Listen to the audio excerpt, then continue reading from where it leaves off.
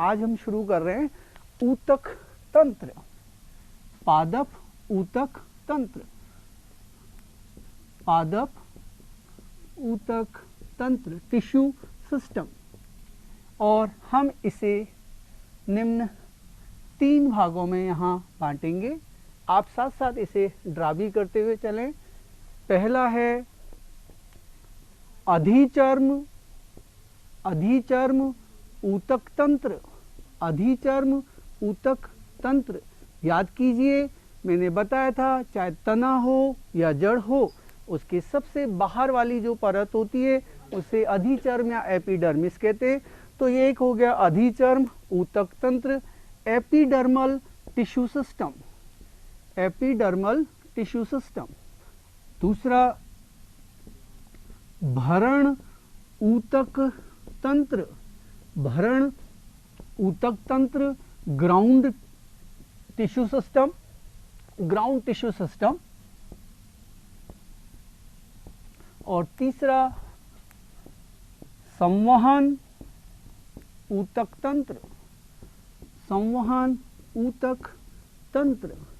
ये तो ठीक वही बात हो गई, हम तंत्रों को कहना चाहिए मानव शरीर में या किसी जंतु शरीर में भी पढ़ते हैं, और उन तंत्रों के अलग अलग नाम हैं, जैसे पाचन तंत्र, श्वसन तंत्र, परिसंचरण तंत्र। ठीक इसी भांति ये सभी तंत्र एक अलग चीज हो गई।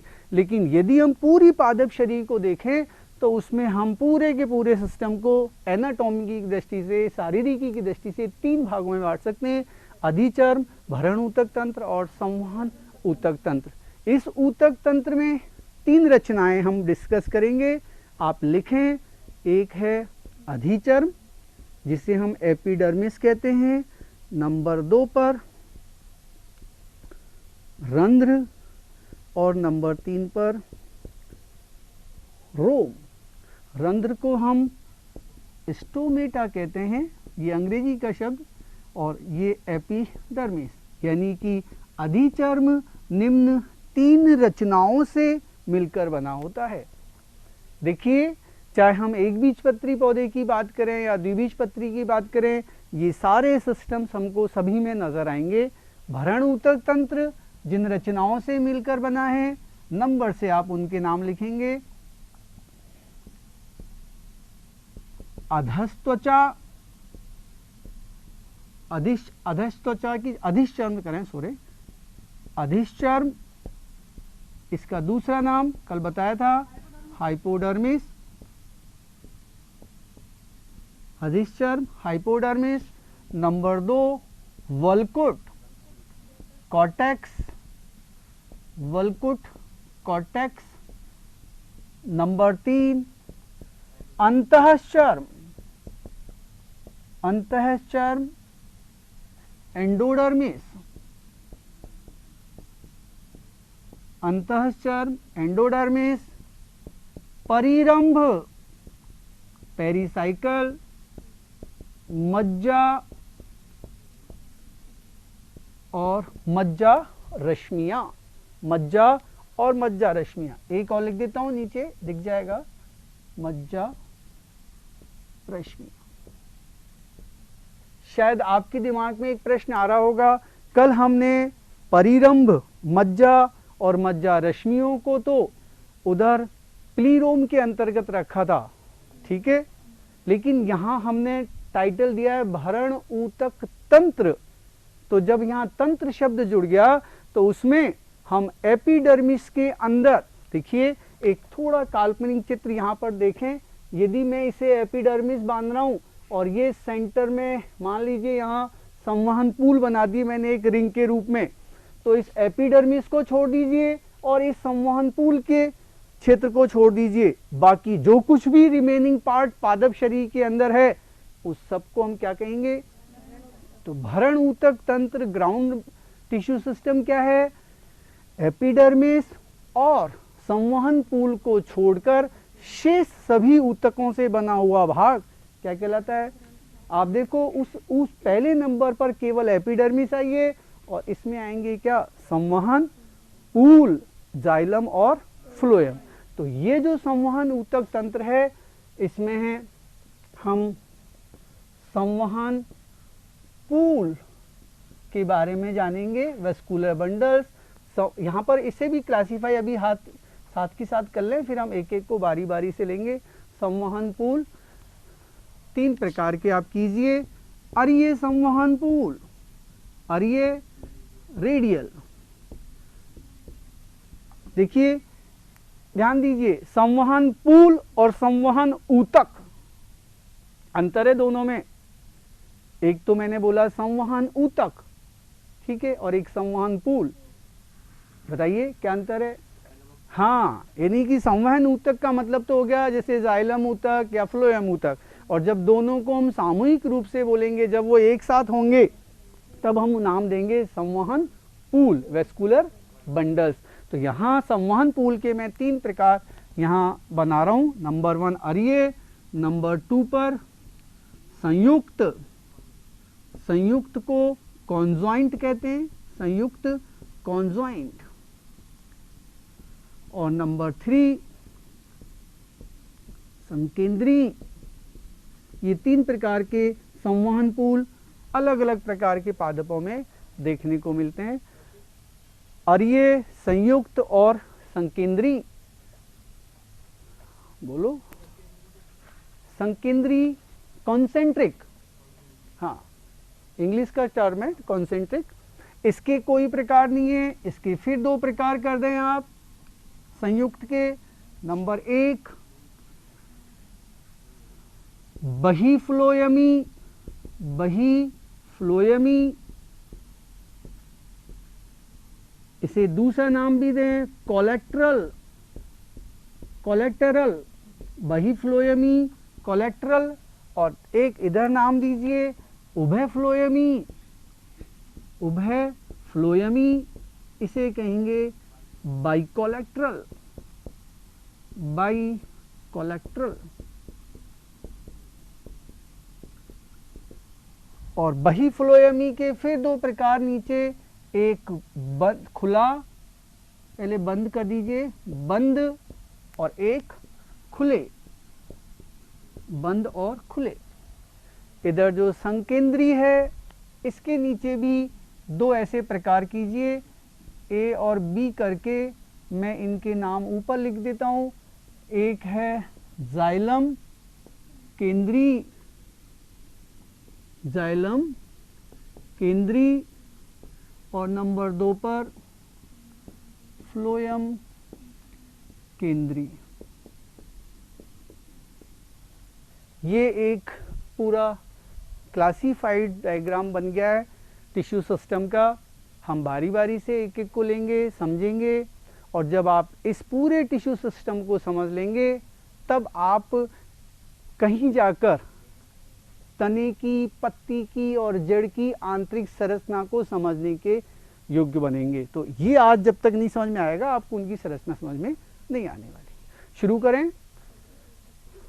तीनों की लोकेशन पता लग गई। सबसे बड़ा जो टिश्यू सिस्टम है वो भरण ऊतक तंत्र है, लेकिन हम सबसे पहले बात करेंगे एपिडर्मल टिश्यू सिस्टम की, अधिचर्म ऊतक तंत्र की।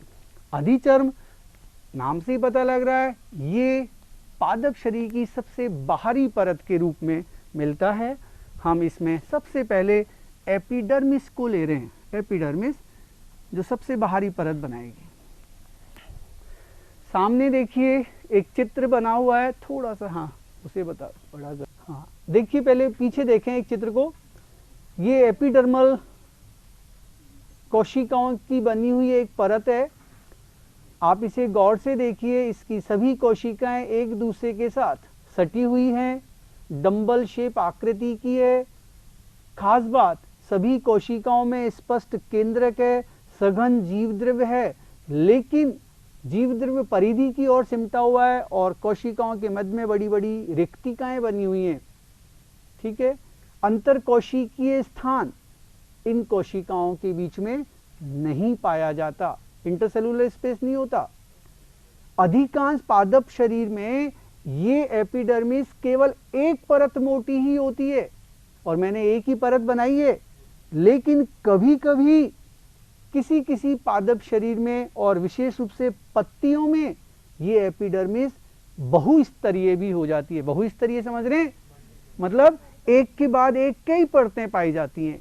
और ऐसा आपको एग्जाम्पल दूं, बरगद की पत्ती, बरगद की जो पत्ती होती है उसमें एपिडर्मिस एक परत की नहीं बल्कि कई परतों से मिलकर बनी होती है। बाकी अधिकांश पादपों में ये एक ही परत से बनी होती है। ठीक है, तो ये एपिडर्मिस जो आपने वहां देखी थी, आपको यदि वहां से चित्र नहीं बन पाया इधर से बना लें।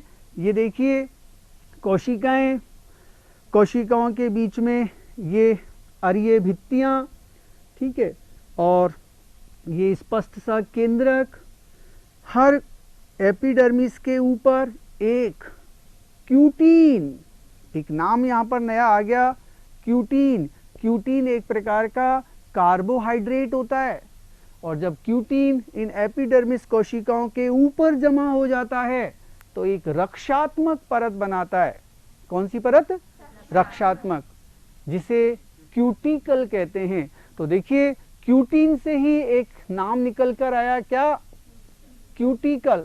क्यूटिकल एक रक्षात्मक परत है जो प्राय एपिडर्मिस के ऊपर पाई जाती है और क्यूटीन की बनी होती है। इस क्यूटिकल को हिंदी में लिख लें नाम, उप त्वचा कहते हैं। हिंदी का नाम क्या हो गया? उपत्वचा। यदि कार्य पूछा जाए तो सिंपल सा, चूंकि बाहरी परत के रूप में है, अतः ये एपिडर्मिस की कोशिकाओं की क्या करेगी? रक्षा करती है। ध्यान दीजिए, क्यूटिकल तनी की एपिडर्मिस पर मिलती है, तनी की एपिडर्मिस पर मिलती है, नो सर नहीं मिलती है, लेकिन मूल जड़ की एपिडर्मिस के ऊपर ये नहीं पाई जाती। लिख लेना, क्यूटिकल जड़ों की एपिडर्मिस के बाहर एब्सेंट होती है। तो कहां पाई जाती है? तनी की एपिडर्मिस के ऊपर, और पत्तियों की एपिडर्मिस के ऊपर भी क्यूटिकल मिलती है। देखो हर जगह हम तीन चीजों की बात बार बार करेंगे। हम बात करेंगे मूल यानी कि जड़ की, हम बात करेंगे तने की, और हम बात करेंगे पर्ण की। जड़ पर क्यूटिकल नहीं पाई जाती, एब्सेंट होती है, तने पर मिलती है और पत्तियों में भी पाई जाती है। क्यूटिकल की उपस्थिति से पौधे को दो फायदे हैं, एक तो सुरक्षा हो रही है, और यदि पत्तियों की सोचो एपिडर्मिस के बाहर होगी तो वाष्पोत्सर्जन की दर को कम करेगी। ठीक है, क्योंकि वो एक तरीके से पूरा कवर करके रखेगी।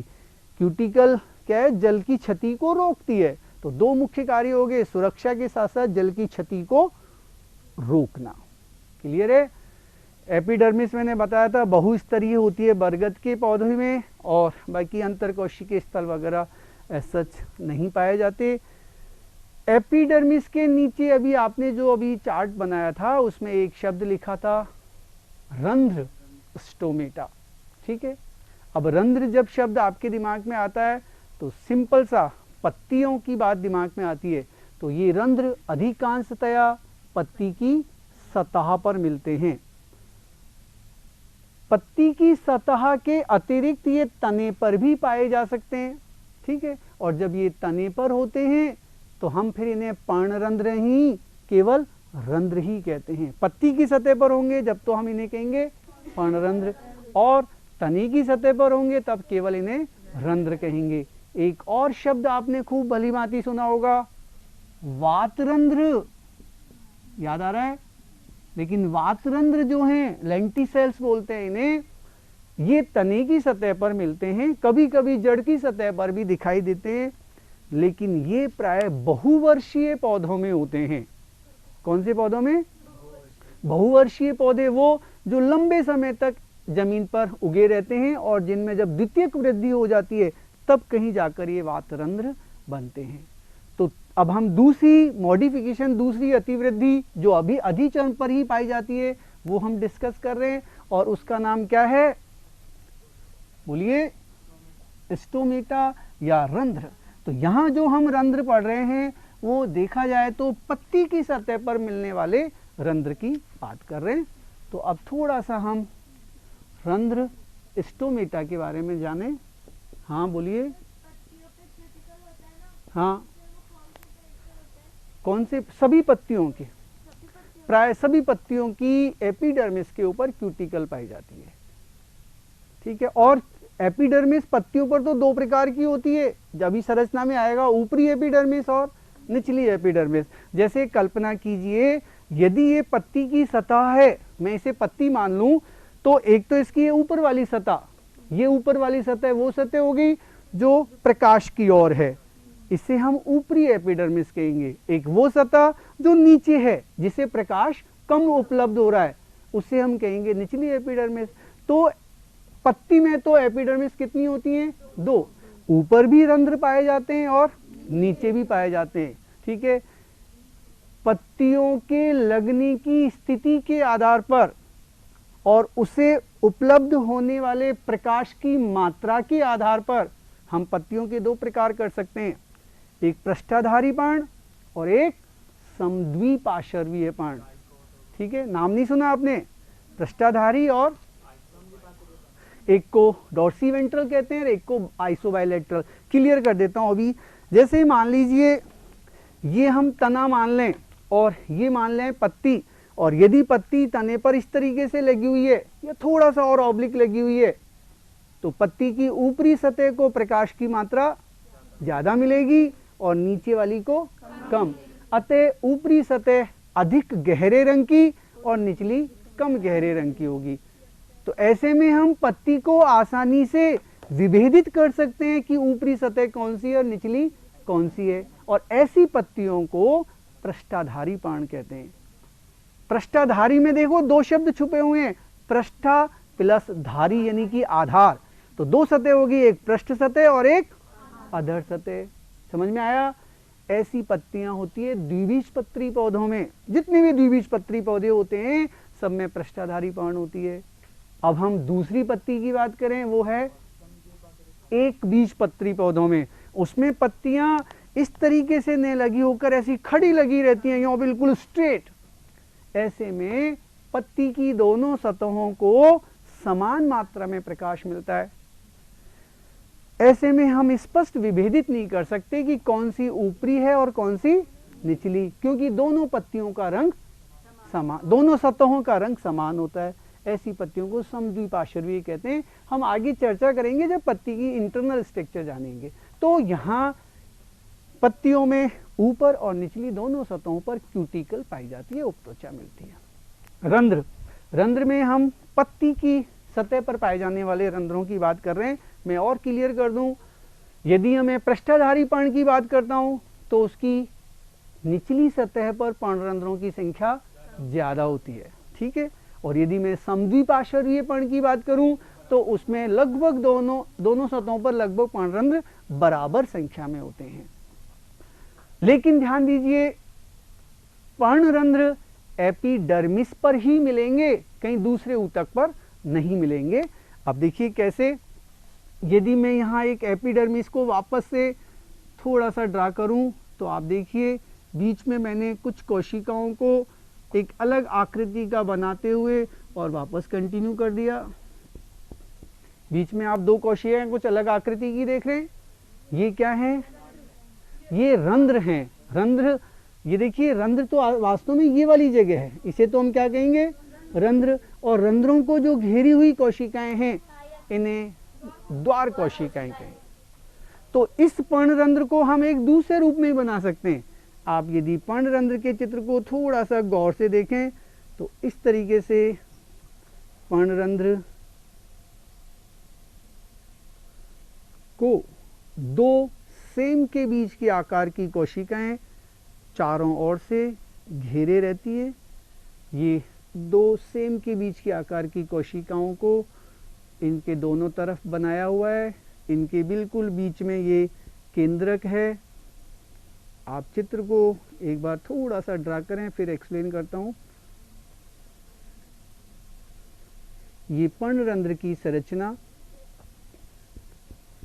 चूंकि हम अधिचर्म ऊतक तंत्र पढ़ रहे हैं और उस एपिडर्मिस पर मिलने वाली अन्य रचनाओं की जानकारी ले रहे हैं, तो उनमें एक रचना ये भी होती है जिसे हम पर्णरंध्र या स्टोमेटा कहते हैं।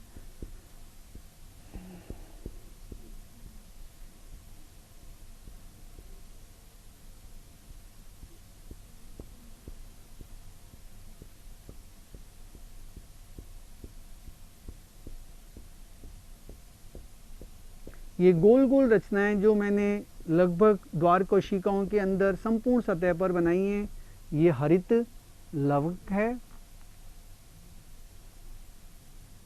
दोनों द्वार कोशिकाएं पर्णरंध्र को घेरे रहती हैं और इनके आसपास कुछ अन्य कोशिकाएं भी इस तरीके से अनियमित रूप से व्यवस्थित होती हैं। इन्हें हम गौण कोशिकाएं या सहायक कोशिकाएं कहते हैं।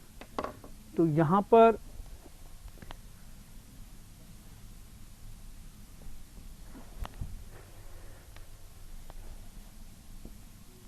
द्वार कोशिकाएं, गार्ड सेल्स,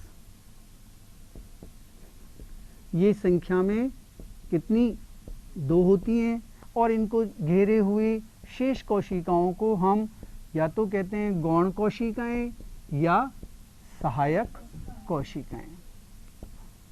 सहायक कोशिकाएं ये 5 से लेके 7, 8, 10 तक हो सकती हैं। ये बिल्कुल सेंटर में आपको नजर आ रहा है रंध्र स्टोमेटा। आइए 2-3 बातें और इस चित्र में देखें।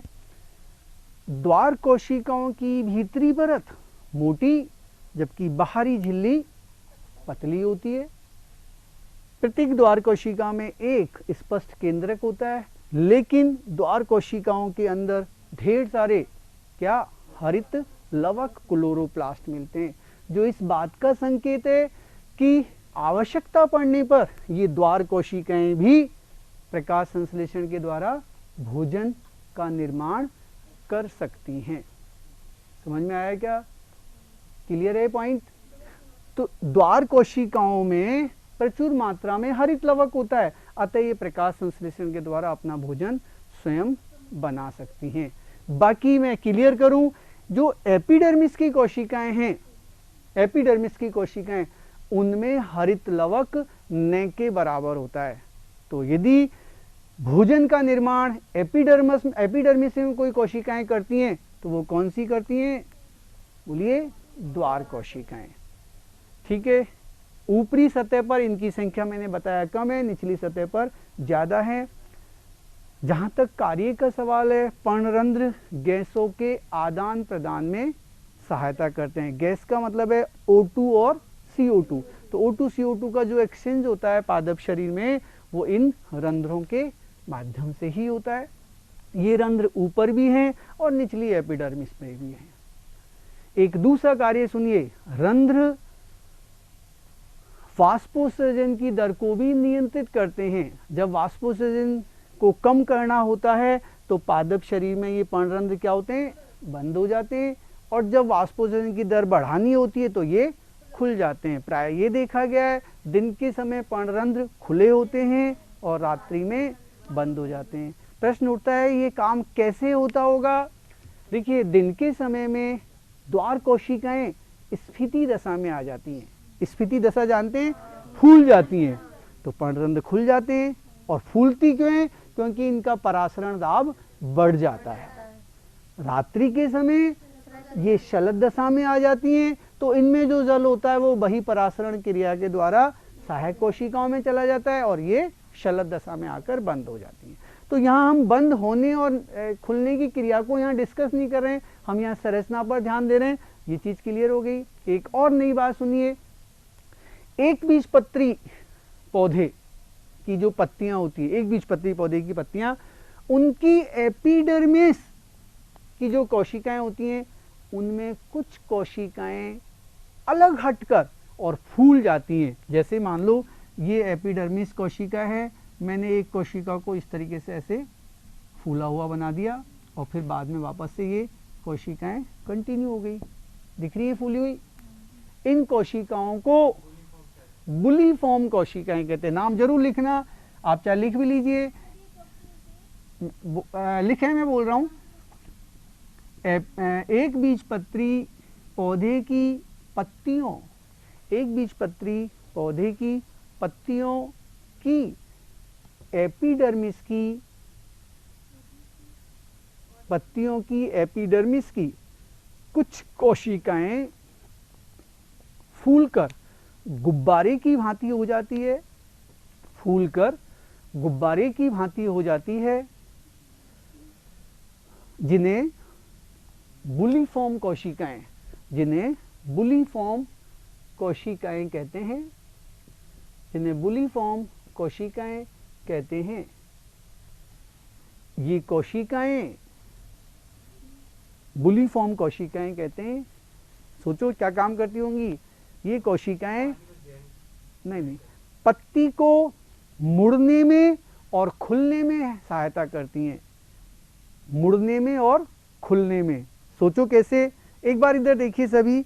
मान लीजिए ये कोई एक एपिडर्मिस है, एक बीजपत्री, और इस पर बुलीफॉर्म कोशिकाएं पाई जाती हैं। ठीक है, जब पत्ती को वाष्पोत्सर्जन की दर कम करनी होती है तो पत्ती क्या हो जाती है, मुड़ जाती है, रोल हो जाती है। रोल होने से पर्णरंध्र सारे बंद हो जाएंगे। तो पत्ती को रोल करने में कौन सहायता कर रही है, बुलीफॉर्म कोशिकाएं। तो बुलीफॉर्म कोशिकाएं, जिनमें कि एक तरीके से फूली हुई गुब्बारे की भांति है, पत्ती को मुड़ने में और खोलने में सहायता करती है। अतः ये वाष्पोत्सर्जन की दर को या पानी की क्षति को कम करती है। क्लियर हुआ क्या? रंध्र का कॉन्सेप्ट समझ में आ गया। एपिडर्मिस पर हम चर्चा कर रहे हैं, इसके अलावा बुलीफॉर्म कोशिकाएं क्लियर हो गई। हम उसी टिश्यू सिस्टम के तीसरे बिंदु पर आ रहे हैं। बताइए वो क्या है? रोम।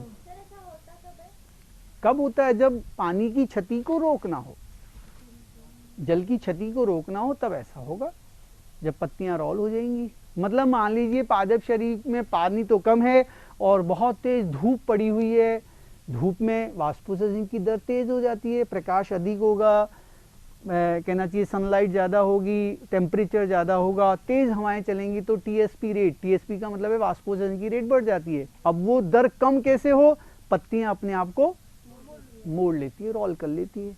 रोल करने से पर्णरंध्र अंदर ही अंदर बंद हो जाएंगे, वाष्पोत्सर्जन होगा ही नहीं। क्योंकि दिन के समय में ये पॉसिबल है और दिन में पर्णरंध्र खुले होते हैं। हमेशा हर पादप शरीर में पर्णरंध्र दिन में खुले रहते हैं, रात्रि को बंद हो जाते हैं। तो खुले पर्णरंध्र रहेंगे तो पानी की क्षति भी होगी, अतः उस क्षति को ये इस तरीके से भी दूर कर सकते हैं।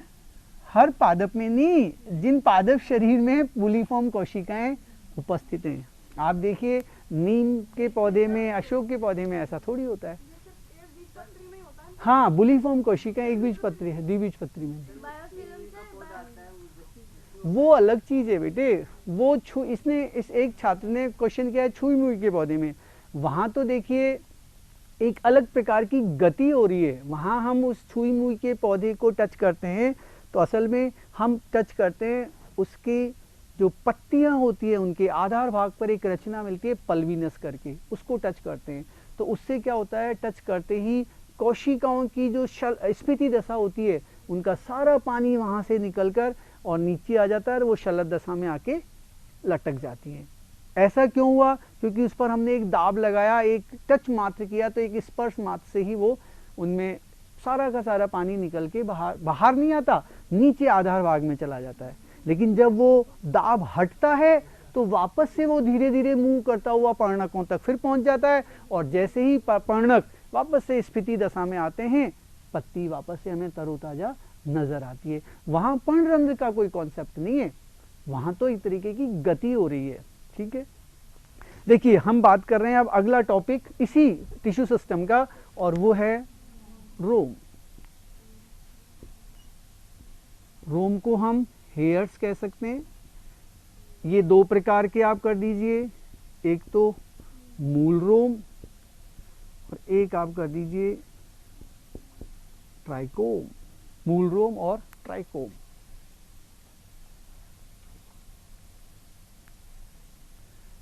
नाम से पता लग रहा है, मूल रोम ऐसे रोम हैं जो जड़ की एपिडर्मिस के ऊपर पाए जाते हैं। लेकिन यहां आप लिख सकते हैं ये कैसे होते हैं, एक कोशिकीय होते हैं और अशाखित भी होते हैं। एक कोशिकीय होते हैं और अशाखित होते हैं, जबकि ट्राइकोम तने की सतह पर मिलने वाले रंध्र हैं। ठीक है, रंध्र नहीं सॉरी रोम है तने की सतह पर। तो हम इन्हें एक और भी नाम दे सकते हैं, क्या? स्तंभ रोम। ये कैसे होंगे स्वभाव से? बहुकोशिकीय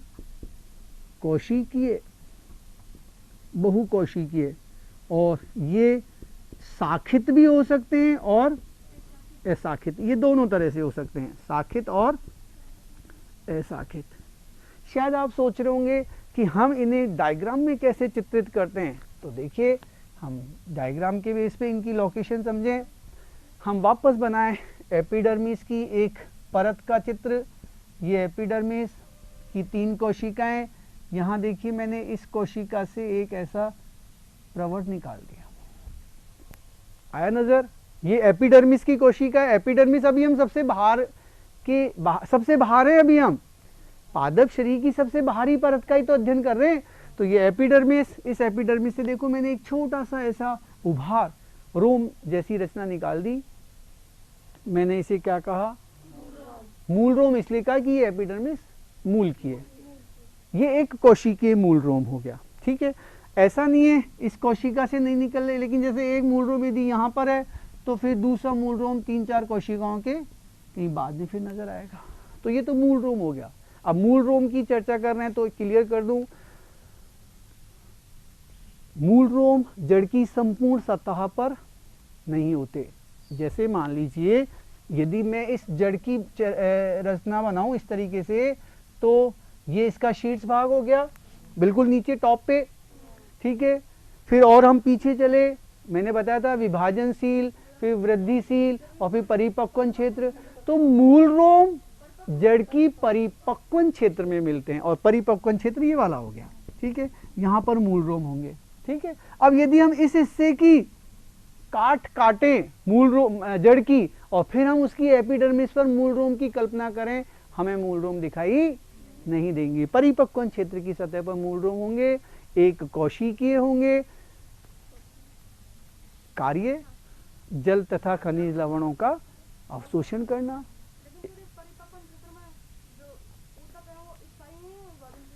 स्थायी है ये विभाजनशील क्यों होंगे? हाँ बोलो आगे।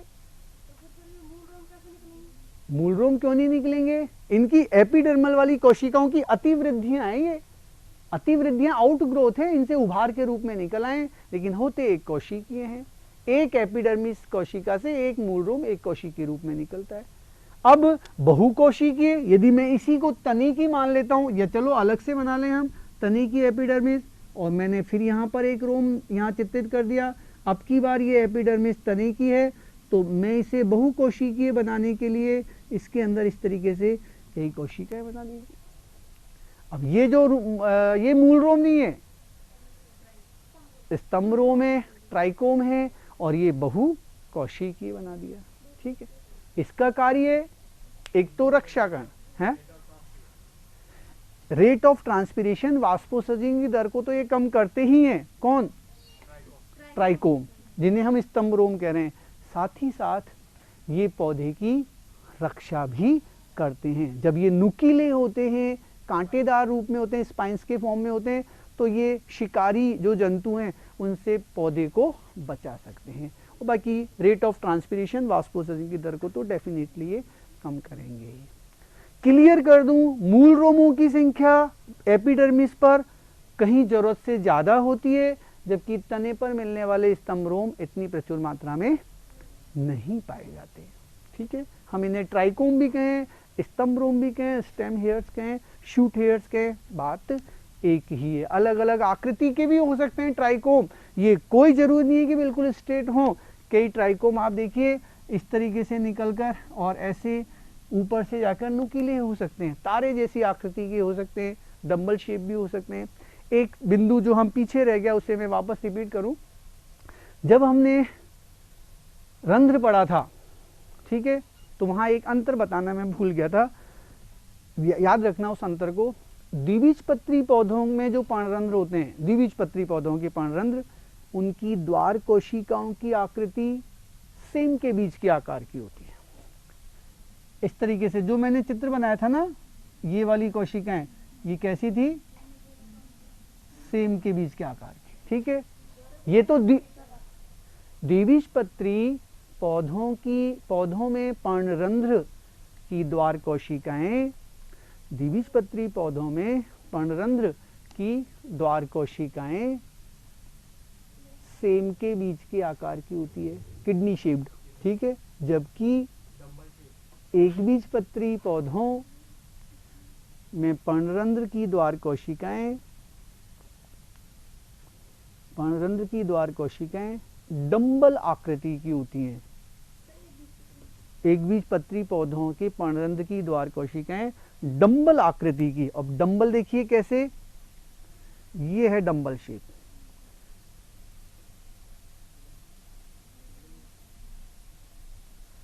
दिख रहा है डंबल शेप? आप देखिए ये बीच में एक केंद्रक हो गया। डंबल शेप इस तरीके से होता है, बीच में से नैरो और दोनों साइड से चौड़े, तो ये डंबल आकृति की, ठीक है। बाकी तो मैंने पृष्ठाधारी और समद्वि पार्श्व का पॉइंट क्लियर कर दिया था। इनके कार्य क्लियर हो गए, इनकी अलग अलग आकृतियां क्लियर हो गई। हाँ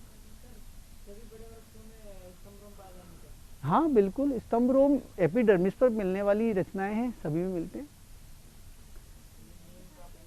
हाँ नहीं तो अब जैसे नीम और पीपल के पौधों की बात करें तो एक्चुअल में हम उनके यदि नीचे आधार भाग के तने को देखें तो वहां स्तंभ रोम की हम कल्पना ही नहीं कर सकते। वजह क्योंकि वो भाग तो द्वितीयक वृद्धि से बना हुआ लकड़ी जैसा पार्ट हो गया है, बिल्कुल एक तरीके से निर्जीव सा पार्ट हो गया है, जिसको हम कास्ट कहेंगे। द्वितीयक वृद्धि वहां हो चुकी है, तो वहां हम स्तंभ रोम की कल्पना नहीं कर सकते। वहां तो एक प्रकार के वातरंध्र और बार्क या छाल बन जाती है। लेकिन जो नए सिरे पर, जो ऊपरी सिरे पर शाखाएं बन रही हैं, बिल्कुल नई तरुण भाग जहां बन रही हैं, वहां पर हमें स्तंभ रोम आसानी से दिखाई देते हैं। एक वर्षीय जो पौधे होते हैं जिनका जीवन काल 3 या 4 महीने में पूरा हो जाता है, उनकी सतह पर हमें स्तंभ रोम बहुत आसानी से दिखाई दे सकते हैं। आप भली भांति देख सकते हो आपके आसपास जो भी छोटे छोटे पौधे नजर आ रहे हैं, इवन की छोटे आंखों से ही हमें बहुत इजीली दिखाई देते हैं। सतह पर बहुत सारे रोम ट्राइकोम के रूप में हमें मिलते हैं।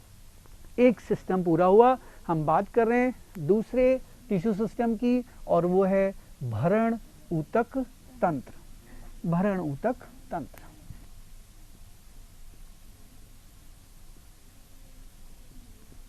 एपिडर्मिस के ठीक नीचे सबसे पहले जो लेयर आएगी, एपिडर्मिस तो हम पढ़ चुके, और वो उसको हम क्या कहेंगे, हाइपोडर्मिस। देखिए मैं बोलता जा रहा हूं, जहां आपको लगे वहां आप अपने शब्दों में लिखते रहें। बहुत महत्वपूर्ण बातें मैं बोलूंगा तो उन्हें आप अपने शब्दों में लिखें। हाइपोडर्मिस, हाइपोडर्मिस यानी कि कहें तो अधश्चर्म। पहली मुख्य बात, ये परत केवल और केवल द्विबीजपत्री तने में ही होगी, जड़ों में तो होती नहीं है। लिख लेना, इस परत का जड़ों में क्या होता है, अभाव होता है, जड़ों में नहीं पाई जाती। और तने में भी होती है तो किसमें, द्विबीजपत्री तने में ही होती है। इससे क्या पता लग रहा है कि एक बीजपत्री तने में भी हाइपोडर्मिस नहीं पाई जाती, ठीक है। ये अधिक से अधिक 3 या 4 परतों की बनी होती है, 3 या 4 परतों की। सर कोई इंक इसमें कम है, ये 3 या 4 परतों की बनी होती है। और सबसे खास बात, जिस ऊतक की बनी होती है, स्थूल कोण ऊतक। बहुत अच्छा बिंदु है। हाइपोडर्मिस कौन से ऊतक की, अब स्थूल कोण ऊतक कल बताया था। इस ऊतक के किनारों पर सेलुलोज और पैक्टिन के साथ साथ हेमीसेलुलोज का भी निक्षेपण होता है, स्थूलन होता है। लिग्निन मत बोलो, वो दृढ़ूतक में बनेगा, ठीक है, और जिससे लचकता मिलती है। तो ये हाइपोडर्मिस हो गया, ठीक है। यही वजह है कि ये हाइपोडर्मिस में स्थूल कोण तो होता है, अतः जो तने की शाखाएं वगैरह होती है, आप देखिए कई बार आप उन्हें यूं नीचे खींचते हैं और खींचकर छोड़ देते हैं तो वो इजीली वापस अपनी स्थिति में चली जाती है। लचकता, इलास्टिसिटी, फ्लेक्सिबिलिटी इसी ऊतक से उसमें आती है, हाइपोडर्मिस से, ठीक है। स्थूल कोण ऊतक की बनी हुई है। बस इतना ही है हाइपोडर्मिस के बारे में। दूसरे नंबर पर जो लेयर आएगी, कॉर्टेक्स, जिसे हम कहेंगे क्या, वल्कुट। अब आप सोच रहे हैं हाइपोडर्मिस का डायग्राम कैसे बनना चाहिए, तो आप वैसे ही देख लें। ये जैसे ये मैंने कोशिकाओं का एक समूह बनाया, फिर इसके नीचे दूसरी लेयर और बना दी। ऐसे यदि कई लेयर्स हम एक के बाद एक बना दें और इनके बीच वाला जो अंतर कोशिकीय स्थान है उसे हम खाली ने रखकर और इस प्रकार से पूरा फिल कर दें, तो ये खाली स्थान खत्म हो जाएगा। ये स्थान ले लेगा हेमी सेलुलोज, पैक्टिन और सेलुलोज, और ऐसे में ये जो अब ऊतक नजर आ रहा है आपको, कौन सा बोलिए, स्थूल कौन ऊतक होगा। ये खाली स्थान मैंने पूरा भर दिया है, क्या कहेंगे इसे, स्थूल कौन ऊतक। और ये हाइपोडर्मिस हो गई। कितनी परत नजर आ रही है, 3 परतें। 3 से 4 परत से मोटी ज्यादा ये नहीं होती है। अब इसके नीचे फिर और आगे क्या आएगा, कॉर्टेक्स। ठीक है, भरण ऊतक तंत्र में सबसे ज्यादा जो क्षेत्र घेरा जाता है वो किसके द्वारा, कॉर्टेक्स के द्वारा। अधिकांश पादप शरीर में कॉर्टेक्स किसका, मृदुतक का बना होता है। मृदुतक यानी कि पेरेन्काइमा का बना होता है। इसकी कोशिकाओं में हरित लवक मिलता है। कोशिकाएं पतली भित्ति वाली होती हैं, अंतर कोशिकीय स्थान पाए जाते हैं। अधिकांश कोशिकाएं गोलाकार या अंडाकार आकृति की होती हैं। और जहां तक परतों का सवाल है, एक कॉर्टेक्स में 8 से लेकर 15 परतों तक कॉर्टेक्स मृदुतकी कोशिकाओं की परतें मिल सकती हैं। 8 से लेकर 15 परतों का। दोबारा से बताएं, देखो कॉर्टेक्स की कोशिकाएं 8 से लेके 15 परतों तक की हो सकती हैं। कोशिकाएं गोलाकार या अंडाकार आकृति की होती हैं। इनके बीच में अंतर कोशिकीय स्थल पाया जाता है। अंतर कोशिकीय स्थल पाया जाता है। हरित लवक इन कोशिकाओं में मिलता है, अतः ये प्रकाश संश्लेषण भी कर सकती हैं। हरित लवक, जीवद्रव्य तो डेफिनेटली सघन होगा ही। एक और बात सुनिए जो मैंने कल भी डिस्कस की थी, यदि हम जलोद्भिद पौधे के तने के कॉर्टेक्स को देखें तो बताओ उसका कॉर्टेक्स कौन से ऊतक का, वायुतक। तो वायुतक का मतलब क्या हो गया, वहां पर भी कॉर्टेक्स जो है वो मृदुतक ही है, लेकिन उनके बीच में बड़े बड़े क्या हैं, अंतर कोशिकीय स्थल हैं। अब वो देखो कैसे बनेंगे, यानी कि जलोद्भिद पौधे का जो कॉर्टेक्स होगा ना, उसका चित्र आप कुछ इस तरीके से बनाएंगे।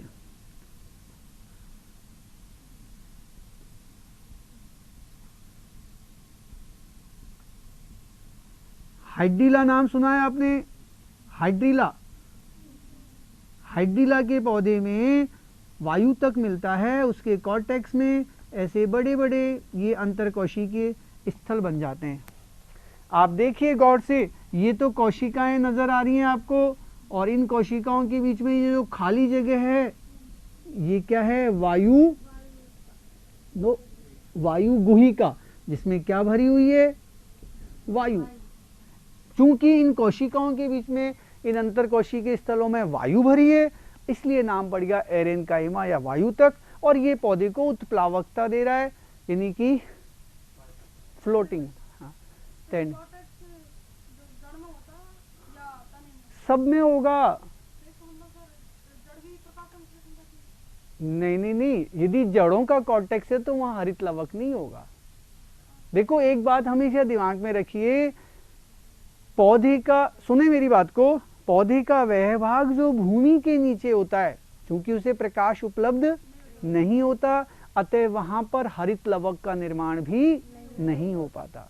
तो जड़ों की कोशिकाओं में चूंकि हरित लवक ही नहीं होता, अतः वो प्रकाश संश्लेषण नहीं करती। अपवाद जरूर है, सिंगाड़े की पौधे की जो जड़ें होती हैं वो हरी होती हैं, ठीक है, अतः उनमें हरित लवक होता है तो वो प्रकाश संश्लेषण कर सकती है। सिंगाड़ा केवल एक अपवाद है, बाकी सभी पौधे की जड़ें भूरे रंग की होती हैं, हरी होती नहीं है, अतः प्रकाश संश्लेषण में भाग।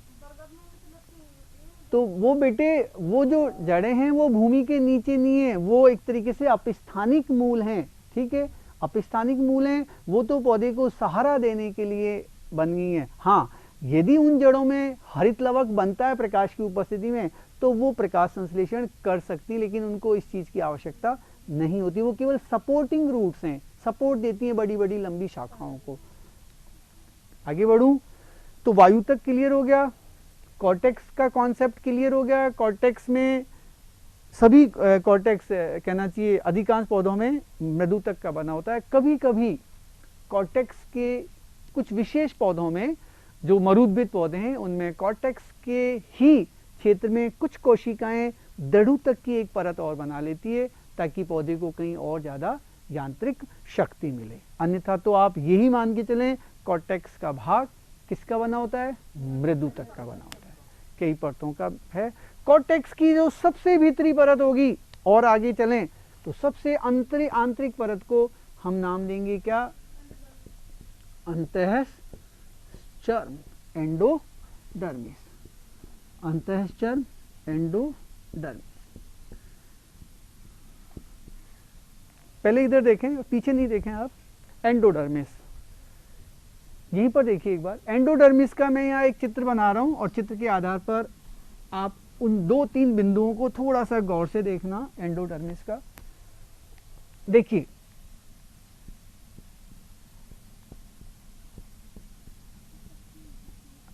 एंडोडर्मिस की कोशिकाएं भी एपिडर्मिस की भांति मैंने डंबल आकृति की बनाई है, ठीक है। इनके बीच में वही मैंने क्या केंद्रक बना दिया। इसके ऊपर की कोशिकाएं जरा सोचिए, कॉर्टेक्स की कोशिकाएं होंगी, ये कॉर्टेक्स ही तो होगा, ठीक। बहुत विशेष बिंदु है यहां पर, एंडोडर्मिस की कोशिकाओं की भित्ति पर जब सुबेरीन और लिग्निन जैसे पदार्थ जमा हो जाते हैं तो वहां पट्टियां बन जाती हैं, पट्टियां बन जाती हैं। तो अब देखिए हमने यहां ये पट्टी बना दी एक, ये इसकी भित्ति पर बन गई, एंडोडर्मिस की कोशिका की भित्ति पर। फिर आगे बढ़े, यहां पर भी एक पट्टी बन गई। ये पट्टियां ऐसे कंटिन्यू रहती है, लेकिन जैसे इस कोशिका में नहीं बनी फिर आगे यहां बन गई। इन पट्टियों को जहां पर लिग्निन और सुबेरिन का स्थूलन हुआ, इनको हम कहते हैं कैस्पेरियन पट्टियां, ये कहलाती हैं कैस्पेरियन पट्टियां, ठीक है। लेकिन गौर कीजिए, मैंने एक कोशिका छोड़ दी, वहां नहीं बनाई, वजह सुने। एक मिनट रुकें। इस एंडोडर्मिस के अंदर जाइलम फ्लोएम है, और कल मैंने जाइलम के 2 प्रकार बताए थे, प्रोटो जाइलम, मेटाजाइलम। तो इस मान लीजिए इस कोशिका के ठीक आगे यहां पर मैंने एक जाइलम बना दिया और मैंने इसे नाम दिया क्या, प्रोटोजाइलम। तो प्रोटोजाइलम के ठीक सामने वाली जो कोशिका होती है एंडोडर्मिस की, उसमें कैस्पेरियन पट्टिकाएं नहीं मिलती, और इस कोशिका को हम मार्ग कोशिका कहते हैं। तो अब देखो बहुत अच्छा बिंदु क्या निकल के आया, एंडोडर्मिस की वह कोशिका, लिख लें, एंडोडर्मिस की वह कोशिका जो प्रोटोजाइलम के ठीक सामने स्थित होती है, प्रोटोजाइलम के, एंडोडर्मिस की वह कोशिका जो प्रोटोजाइलम के ठीक सामने स्थित होती है, पर कैस्पेरियन पट्टी नहीं पाई जाती, कैस्पेरियन पट्टी नहीं पाई जाती। इसे मार्ग कोशिका या पैसेज सेल, ये नाम भी दे दीजिए आप, पैसेज कोशिका कहते हैं। मार्ग कोशिका या पैसेज कोशिका कहते हैं। सुनिए ध्यान से, और एक बिंदु दिमाग में क्लियर करना, इस पे नहीं था, ये क्यों नहीं जमी उसकी वजह बताते हैं। देखो इसके बाहर की जो मैंने कोशिका बनाई वो क्या है, कॉर्टेक्स। इससे और हम बाहर चलेंगे, यहाँ हाइपोडर्मिस मान सकते हैं, आ सकती है, जरूरी भी नहीं है, मैंने कहा था जड़ में हाइपोडर्मिस होती नहीं है, जड़ में नहीं होती, तने में होती है। और सबसे बाहर क्या होगी? एपिडर्मिस। चलो मैं एक कल्पना करता हूं इस समय जड़ की संरचना की। तो जड़ में एपिडर्मिस से ऊपर मूल रोम होंगे, पानी ऊपर मूल रोम से, एपिडर्मिस से कॉर्टेक्स से होता हुआ कहां पहुंचा? एंडोडर्मिस में। अब यदि एंडोडर्मिस की सभी कोशिकाओं पर ये पट्टी होगी तो ये पट्टी पर चूंकि सुबेरिन लिग्निन है, अतः ये जल को अंदर नहीं जाने देंगे। अतः ये कोशिका ही वो कोशिका होगी जहां से जल अंदर जाएगा, क्योंकि इस पर उसका अभाव है। ये पूरे एंडोडर्मिस पूरी एक सर्किल में है, तो ऐसी एक ही कोशिका नहीं है, इस पूरी एंडोडर्मिस में ऐसी 4, 5, 6 भी हो सकती है। ठीक है, अतः वो पैसेज सेल ही वो सेल है, मार्ग कोशिका ही वो कोशिका है जो जल को कॉर्टेक्स से अंदर जाइलम तक ट्रांसफर करती है, क्योंकि इन कोशिकाओं से जल अंदर नहीं जा सकता। आया समझ में? इसे हम कैस्पेरियन पट्टिका कहते हैं। जड़ों में ये बहुत ही स्पष्ट दिखाई देती है, तने में भी ये कहीं कहीं पर। वैसे तने में एंडोडर्मिस इतनी स्पष्ट नहीं होती, जड़ों में ज्यादा स्पष्ट होती है। ठीक है, एक वलय के रूप में, घेरे के रूप में हमें दिखाई देती है। हम जड़ की संरचना को पढ़ेंगे कल, तब आपको और भी ज्यादा इसका एंडो नहीं कैस्पेरियन मैंने कहा ना, तने में एंडोडर्मिस जो है वो इतनी स्पष्ट नहीं होती। द्विबीजपत्री तने में तो होती है, एक बीजपत्री में तो होती नहीं है, और वहां पर कैस्पेरियन पट्टिका का कोई कॉन्सेप्ट नहीं होता। मार्ग कोशिकाएं भी वहां पर नहीं होती है। क्लियर हो गया? एंडोडर्मिस एक ही परत बनी मोटी परत है और स्पष्ट कोशिकाएं हैं। एंडोडर्मिस के फिर अंदर चलें तो पहली चीज जो मैं कल भी बता दिया था, इस एंडोडर्मिस के अंदर अब जो कुछ भी है उसको हम क्या कहते हैं? रंभ या स्टील कहते हैं। तो रंभ की सबसे बाहरी परत कौन सी आ गई? अब बोलिए, परिरंभ। परिरंभ। अब परिरंभ के लिए देखिए, इसी के नीचे की कोशिकाएं, जैसे ये यदि मैंने एंडोडर्मिस बनाई है तो इसी के नीचे एक परत मोटी, ये देखिए ऐसे हम मृदुतक की कोशिकाओं से बनी हुई है जड़ में, तो ये क्या बन गई? परिरंभ। आ रहा समझ में? यानी कि एंडोडर्मिस के ठीक भीतर वाली परत क्या है? परिरंभ है। जड़ों में ये मृदुतकी कोशिकाओं की बनी हुई है, अंतर कोशिकीय स्थल इनमें भी नहीं होते। लेकिन यदि तने की बात करें, तने में ये परिरंभ दृढ़ ऊतक की बनी होती है। एक बीजपत्री तने में तो होती ही नहीं है। मेरी बात को ध्यान से चाहे नोट कर लेना, एक बीजपत्री तने में एंडोडर्मिस भी नहीं होती, परिरंभ भी नहीं होती, और कॉर्टेक्स भी स्पष्ट नहीं होता। एंडोडर्मिस, कॉर्टेक्स, हाइपोडर्मिस और परिरंभ, ये चारों ही एक तरीके से अनुपस्थित होते हैं। किसमें? जबकि द्विबीजपत्री में सब हमें स्पष्ट दिखाई देते हैं।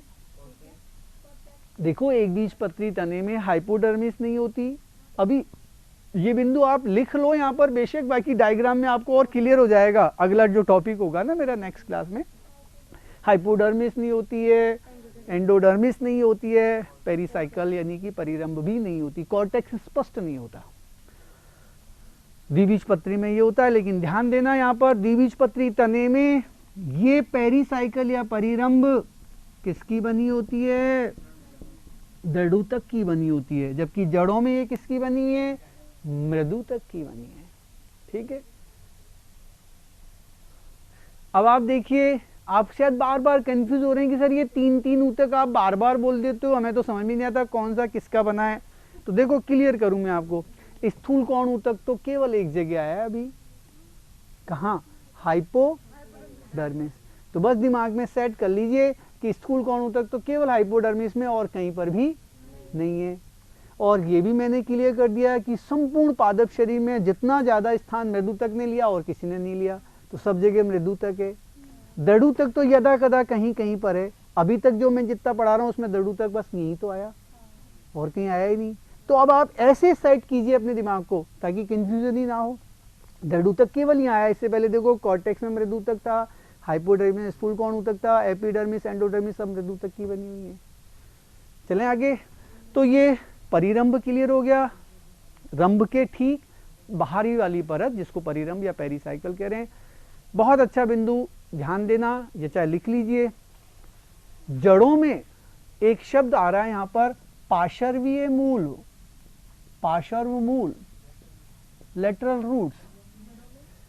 पहले देखो आप, ये देखिए, ये मैंने एक मूल बनाई, ठीक है, जड़ से यहां पर एक और शाखा निकल गई, जड़ से निकलने वाली ये शाखा पार्श्वीय मूल हो गई।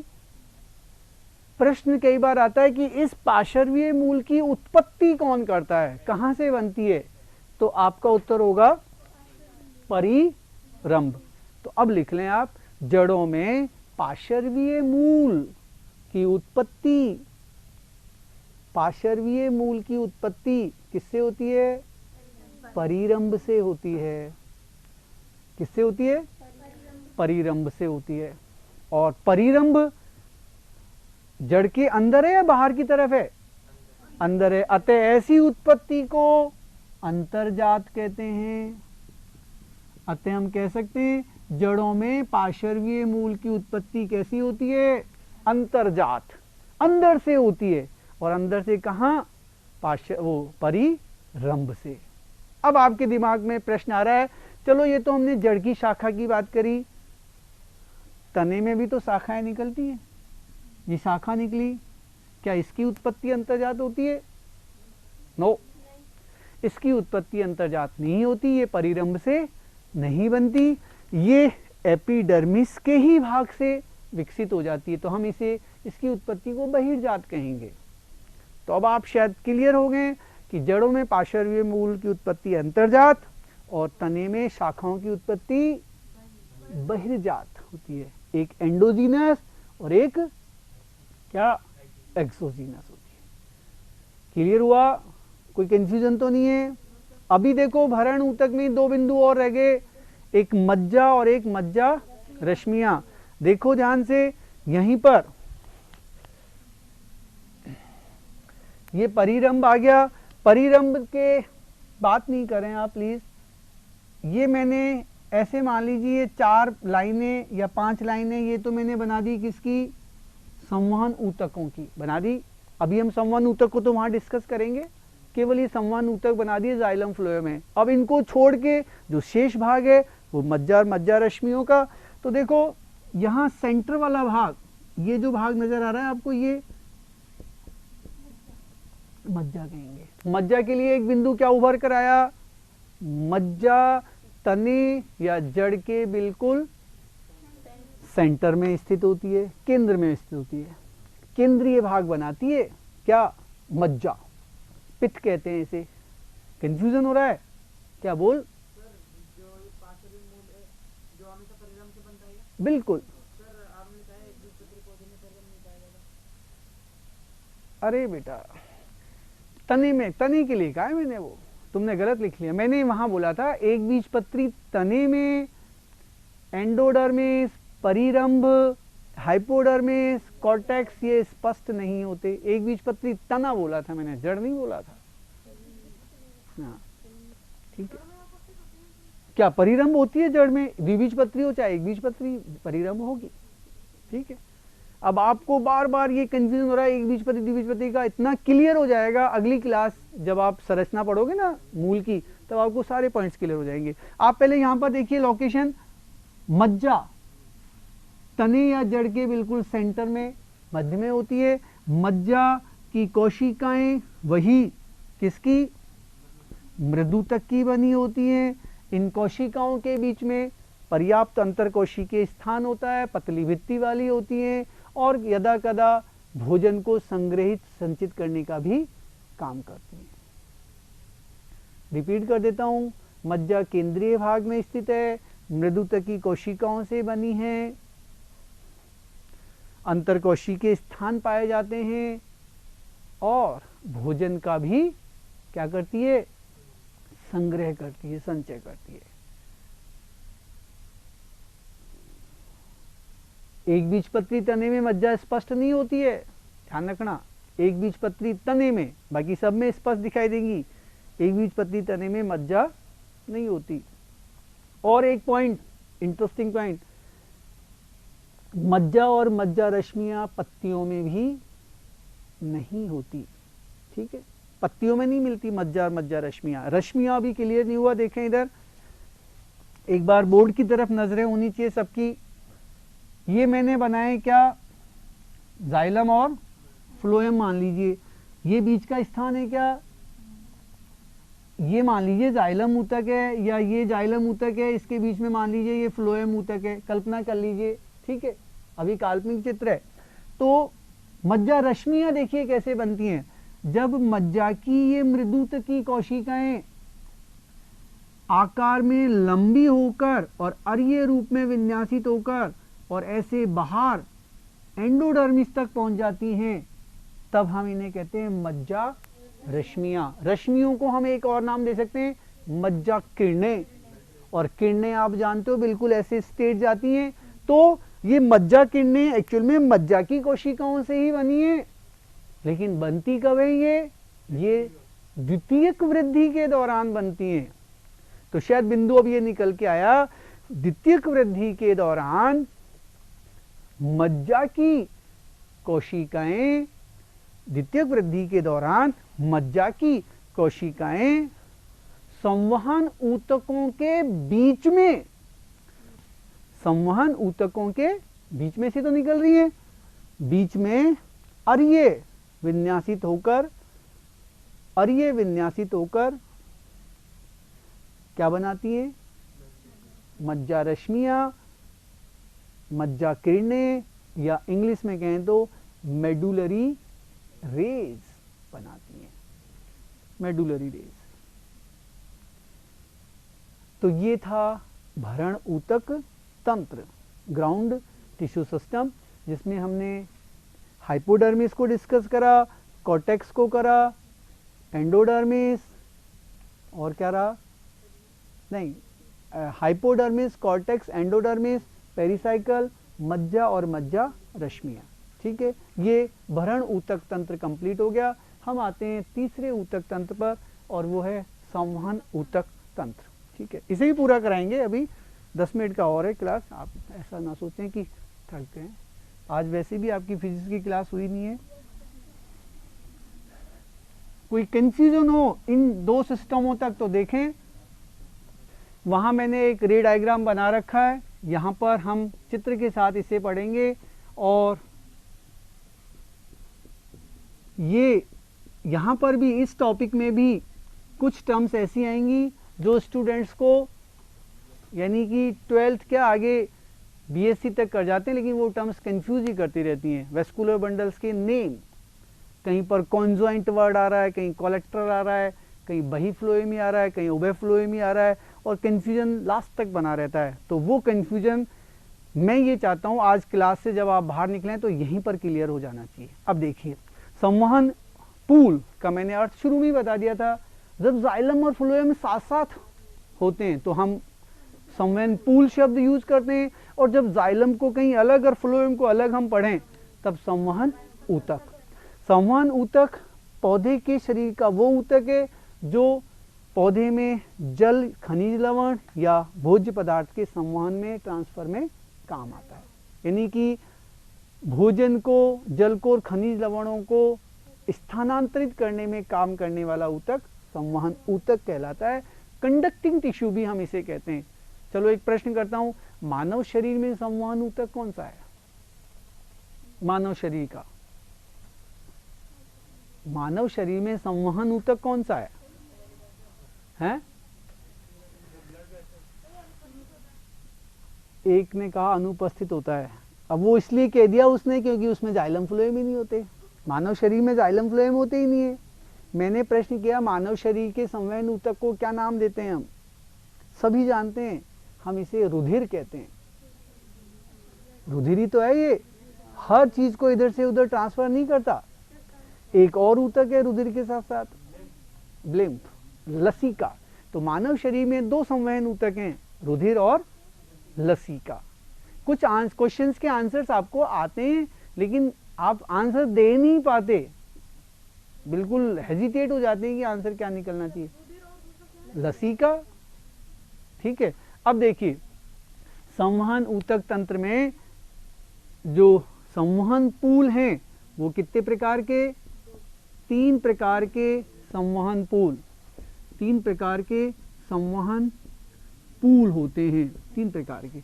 देखो इधर नंबर 1 अरीय, नंबर 2 संयुक्त और नंबर 3 सकेंद्री। ठीक है, पहले हम अरीय की बात कर रहे हैं। क्या संवहन ऊतक तंत्र हम पढ़ रहे हैं जिसमें जाइलम फ्लोएम की लोकेशन, उनकी पोजीशन पढ़ेंगे, उनकी अरेंजमेंट को, विन्यास को पढ़ेंगे। तो उनके विन्यास से संवहन पूल बनता है और संवहन पूल हमने 3 प्रकार के वहां लिख दिए। अब एक एक को बारी बारी से हम ले रहे हैं। अरीय पर आइए, अरीय का दूसरा नाम भी रेडियल मैंने लिखा है। देखिए यहां एक चित्र में बना रहा हूं, साथ साथ आप भी बनाइए।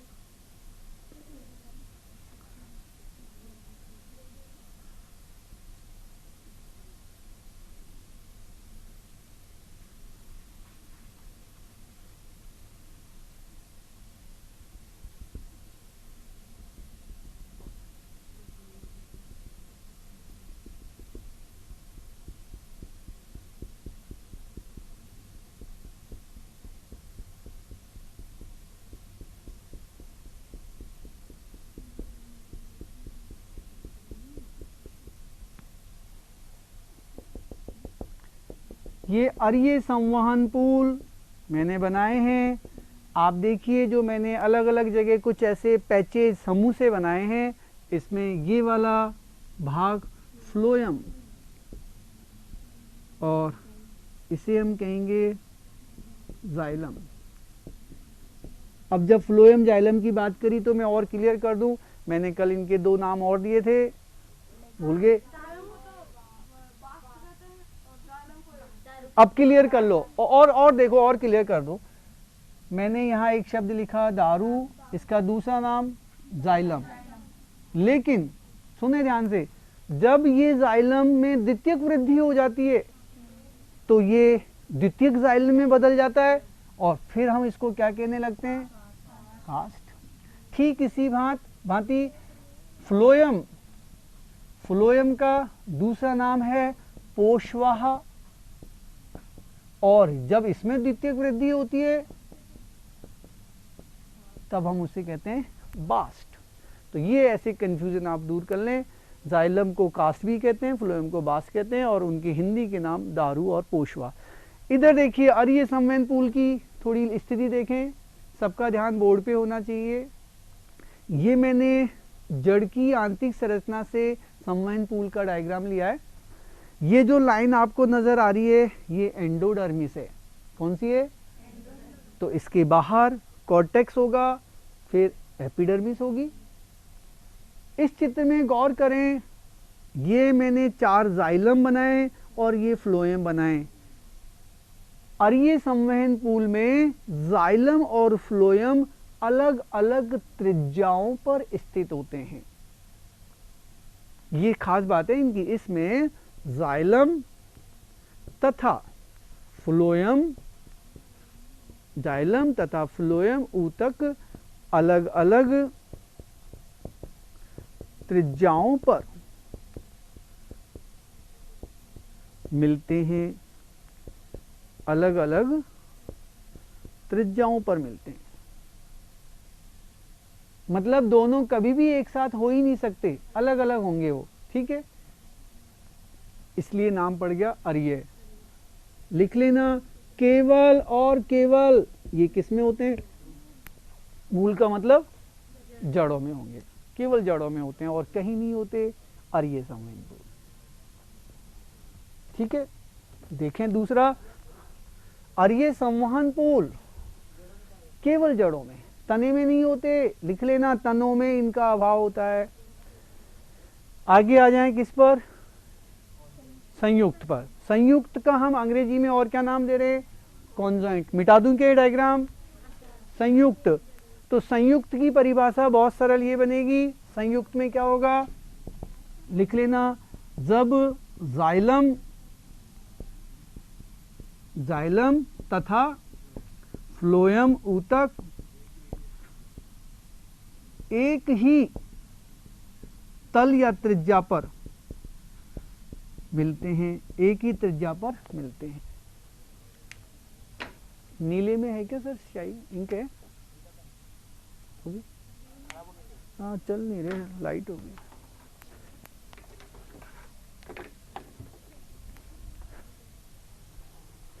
एक ही त्रिज्या पर है। अब देखिए उसके मैंने दो प्रकार किए, बही फ्लोएमी और उभय फ्लोएमी, बही फ्लोएमी और उभय फ्लोएमी। तो देखो नाम पर थोड़ा सा जाएं, बही का मतलब बाहर, फ्लोएम का मतलब फ्लोएम ऊतक, यानी कि इसमें फ्लोएम क्या होगा? बाहर का मतलब, जब भी हम बाहर शब्द यूज करेंगे इसका मतलब है परिधि की तरफ, यानी कि मज्जा से दूर, और मज्जा को हम केंद्र भी कह सकते हैं। तो केंद्र से परे कोई चीज है तो हम उसे बाहर कहेंगे। उभय फ्लोएमी, उभय का मतलब होता है कॉमन, जैसे एक शब्द दिया था उभयचर, एम्फीबिया, मेंढक एम्फीबियन है, जल में भी रहता है थल में भी, तो यहां पर उभय फ्लोएमी आ रहा है, इसका मतलब है फ्लोएम बाहर भी है और क्लियर हो गया। अब ये तो हिंदी के शब्द तो क्लियर हो जाते हैं यहाँ पर, लेकिन अंग्रेजी के शब्द कंफ्यूज करते हैं। तो मैं यहाँ पर 3 डायग्राम्स बना रहा हूँ, ये संयुक्त के आप डायग्राम साथ साथ बनाएं तब और क्लियर होगा। संयुक्त जो संवहन पुल है उसके 3 डायग्राम्स बनेंगे, तीनों को यहाँ ड्रा करें।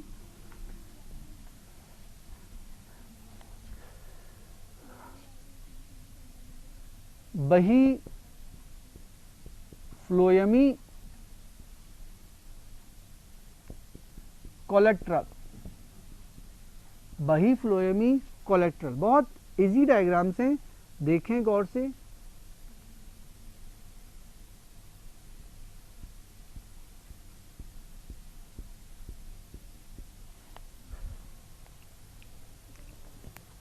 इंक नहीं है सर इनमें, लग रहा है ऐसा, चलो चल जाएगा अभी तो।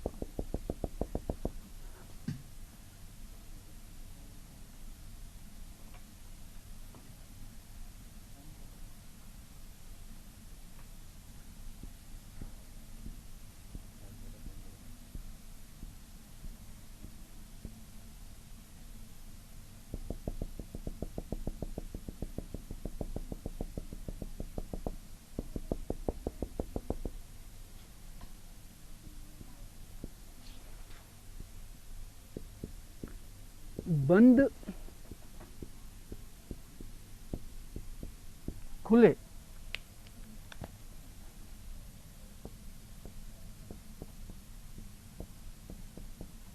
उभय फ्लोएमी बाइकोलेट्रल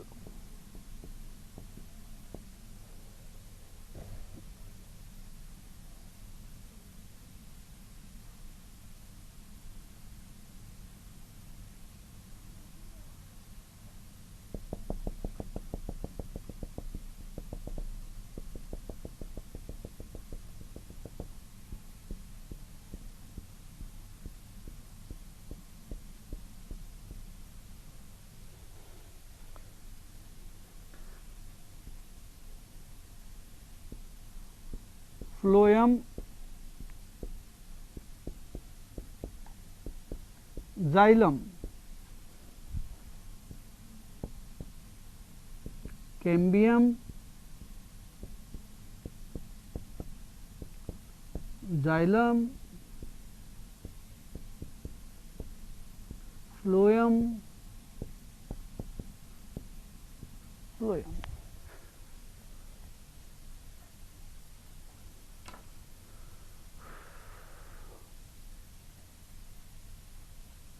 ये 2 प्रकार हैं, बही फ्लोएमी और उभय फ्लोएमी, और किसके हैं ये? संयुक्त के।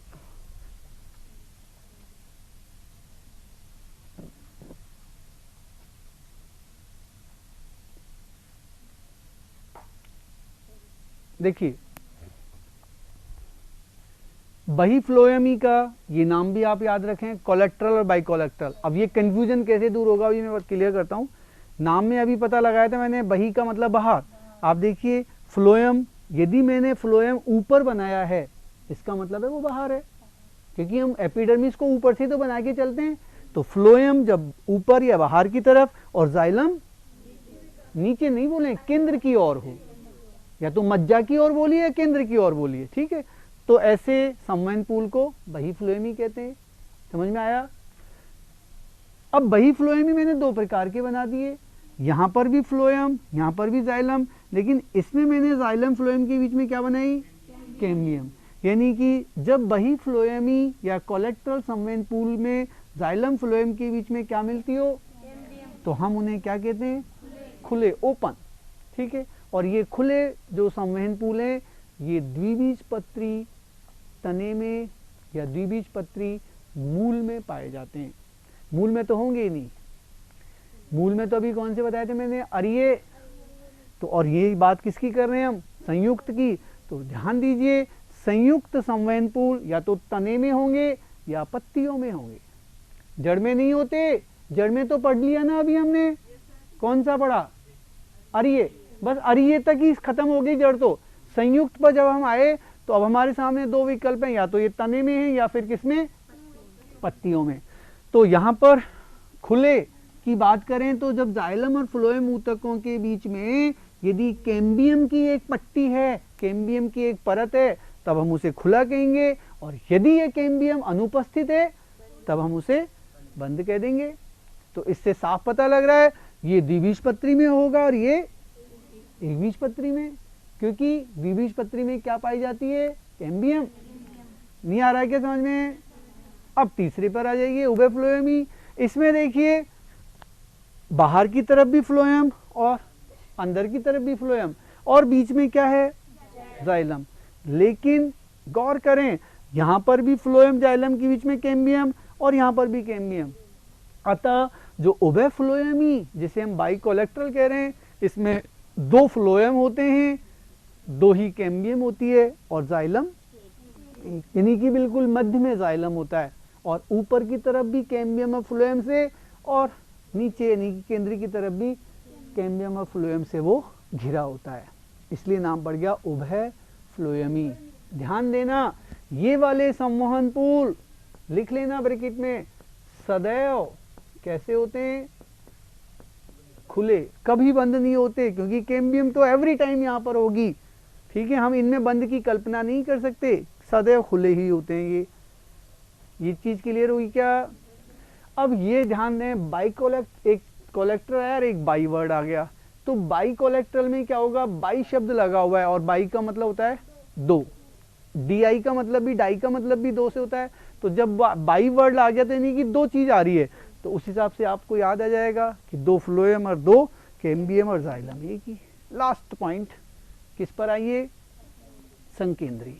संकेंद्री में केंद्री शब्द आया हुआ है, यानी कि इस संवहन पूल में जाइलम या फ्लोएम में से एक चीज तो केंद्र में होगी और दूसरा इसे चारों तरफ से घेरे होगा। चारों तरफ से, यहां चारों तरफ वाली बात नहीं है, यहां तो केवल हम बाहर की तरफ या नीचे भीतर की तरफ की बात कर रहे हैं, लेकिन इनमें लास्ट वाले में एक घेरा बनाएगा। तो देखो नाम पर जाइए, इनमें दो में जाइलम केंद्री, यानी कि जाइलम केंद्र में हो गया तो चारों तरफ क्या बन जाएगा? फ्लोएम, और फ्लोएम केंद्री में उल्टा कर दीजिए। तो ये दो चित्र और बना लें आप, जाइलम केंद्री और फ्लोएम केंद्री। ये संकेंद्री का अंतिम बिंदु।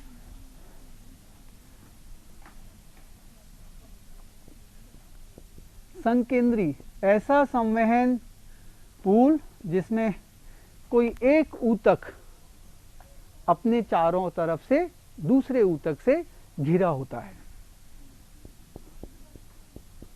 जाइलम केंद्री, इसका दूसरा नाम जरूर लिखें जाइलम केंद्री का, एम्फीक्राइबल।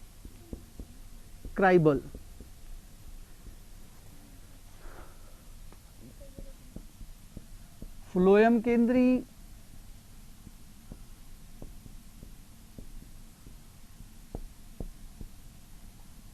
Amphi vessel.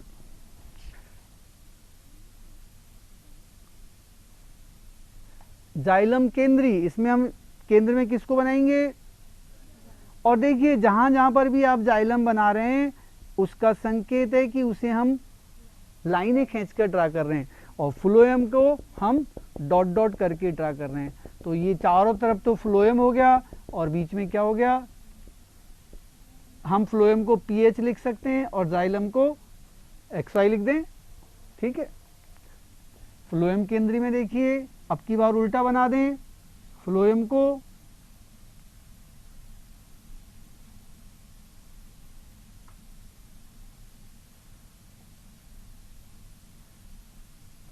फ्लोएम सेंटर में बन जाएगा डॉट डॉट करके, और जाइलम को आप ऐसे चारों तरफ घेरे के रूप में बना दें, ये XY जाइलम और ये फ्लोएम। लेकिन ये शब्द जरूर लिख लेना, आप ये नहीं कह सकते कि ये इंग्लिश का शब्द है, ये हिंदी में तो लिखा हुआ है।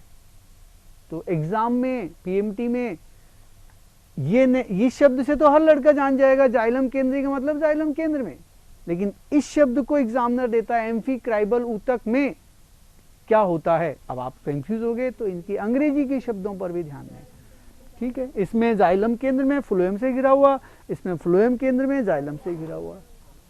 ये वाला ऊतक, सॉरी ये संवहन जो पुल है ये टेरिडोफाइटा के पौधों में मिलता है और वो ड्रेसिना में पाया जाता है, ठीक है। बस आज की क्लास इतनी, ये वाला टॉपिक भी कंप्लीट हो गया है ऊतक तंत्र का। कल हमारा टॉपिक होगा मूल की आंतरिक संरचना, जड़ की इंटरनल स्ट्रक्चर। एम्फीवेसल ड्रेसिना, ड्रेसिना में यक्का एक पौधा होता है, उसमें बहुत ये वाले संवहन पुल बहुत रेयरली मिलते हैं। एम्फी, ये वाला क्या फ्लोएम केंद्री, ड्रेसिना और यक्का दो पौधे हैं उनमें, और वो टेरिडोफाइट्स में। ये बहुत रेयरली मिलते हैं ये वाले। ज्यादातर कंफ्यूजन कौन से करेंगे आपको? संयुक्त, और ये भी मैंने बताया था जड़ों तक ही सीमित होते हैं, तने और पत्तियों में यही मिलते हैं, ठीक है।